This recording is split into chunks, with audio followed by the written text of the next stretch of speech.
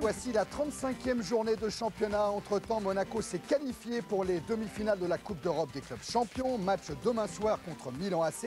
Et le Conseil fédéral a décidé de rétrograder l'OM en seconde division. 27 buts ont été inscrits au cours de cette 35e dernier au Stade Vélodrome. Finalement, ce quart de finale de Coupe de France, pardon, pas Coupe d'Europe, aura lieu le mercredi 4 mai au Stade Vélodrome. Mais ce soir, en championnat, Montpellier accueillait Caen. Stéphane Le Goff.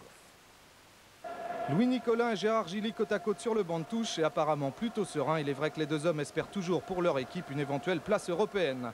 Tout cela passait évidemment ce soir par une victoire face à Caen. Résultat, Montpellier prend le match à son compte dès le début de la rencontre avec ce débordement de Alicart qui rentre dans la surface. Tir du gauche et première parade de Richard Dutruel. Le match avait débuté depuis 3 petites minutes seulement. 8 minutes plus tard, coup franc pour Montpellier tiré par Bonicel. Un ballon placé au deuxième poteau, tête piquée de Derzakarian et nouvel arrêt réflexe de Dutruel. Derzakarian, 31 ans, mais il saute toujours aussi haut. Il devrait normalement re-signer à Montpellier pour la saison prochaine. Caen ne montre rien, alors on continue avec les Montpelliérains et en l'occurrence Serge Blanc côté gauche. Mésentente entre deux défenseurs canets, il en profite. Centre-tir de l'arrière et roll-tête, Dutruel ne peut que repousser. Malheureusement, la suite ne donnera rien.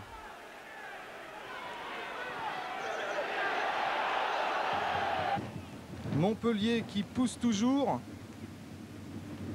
Contrôle orienté de Risetto qui part dans l'axe et prend tout le monde de vitesse. Il a vu Dutruel avancer, tentative de lob de l'extérieur, c'est malheureusement un peu trop enlevé et ça passe juste au-dessus de la transversale du gardien Carnet. Résultat 0-0 à la pause. Dès la reprise, on prend les mêmes et on recommence. Une attaque qui se développe sur l'aile droite. Le ballon revient au centre pour Risetto qui frappe dans la foulée en pivot et oblige Dutruel à se détendre. Dutruel, sans aucun doute, le meilleur Canet ce soir et pour cause.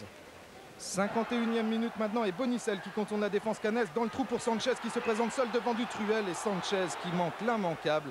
Ça passe juste à droite, un ballon insuffisamment brossé.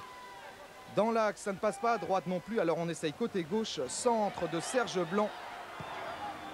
Tête de Sanchez, pleine lucarne, apparemment rien à dire. Et pourtant, M. Ramos s'en va immédiatement consulter son arbitre de touche qui lui indique que le ballon était initialement sorti du terrain et c'était justifié. Le but sera finalement refusé, dommage car la tête, elle, était superbe. Nullement découragés, les Montpelliérains continuent sur leur lancée. Frappe de Serge Blanc du droit et toujours le portier Canet. Montpellier aura tout essayé. Le ballon ne rentrera jamais dans les buts Canet qui ont réussi à obtenir ce qu'ils étaient finalement venus chercher, le match nul, au plus grand désarroi de Gilly et de Nicolin, pas récompensé ce soir.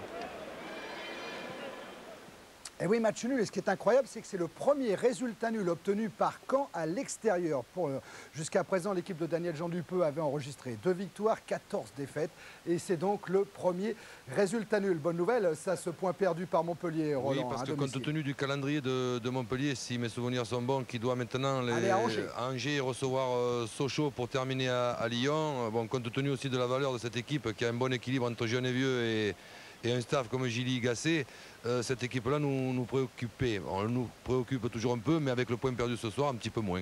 Roland, voilà. Thierry, j'ai juste une petite question pour Roland, parce que j'ai vu qu'à la fin du match, la première chose que vous faites, on vous tend une feuille avec tous les résultats, et vous avez vu Montpellier quand vous avez dit c'est génial, vous le faites après tous les matchs, c'est la première chose que vous faites, regardez les autres résultats. Ben oui, et compte tenu de notre couloir qui fait 150 mètres, il faut s'occuper, vous voyez. Alors pendant le couloir, j'ai le temps de faire tous les calculs, et quand j'ai terminé le couloir, j'ai le classement. D'accord. Il va même plus vite que nous à jour de foot, Roland Bessière et Olivier Barbarin. 2 victoires à l'extérieur. Metz à Lille, Paris Saint-Germain au Havre. Ça, on a vu. On va s'attarder un petit peu sur le classement, Jérôme, si c'est possible, avec Roland. Alors la barre matérialise la dernière place européenne. Roland, vous analysez ça comment? Oui, mais disons que cette barre peut être repoussée d'un cran en cas de... Enfin, la 6e place peut être européenne. Et je crois qu'une équipe comme Monaco, compte tenu de son goal average, n'est encore pas éliminée du tout. Donc ça laisse quand même 3 journées passionnantes, autant pour les places qualificatives pour les Coupes d'Europe que pour la fin du tableau. Ouais, j'allais attirer votre attention là-dessus justement, Roland. À Montpellier-Cannes, c'est bien au niveau des points, c'est moins bien au niveau de la différence de but. Hein. Oui, par rapport à nous, on fait ces calculs-là, on pense qu'en 3 journées, ils ne peuvent pas nous reprendre le goal average, donc ça nous fait 4 points, mais en vérité 5. Allez, on regarde l'autre partie du tableau, Jérôme.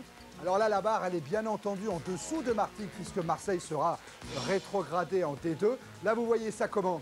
Ben, disons, comme j'ai dit tout à l'heure, compte tenu que, vous savez, il y a les lois des séries et qu'il y a une autre équipe qui peut être, sait-on jamais, par rapport à des problèmes financiers rétrogradés par par la guillotine des NCG.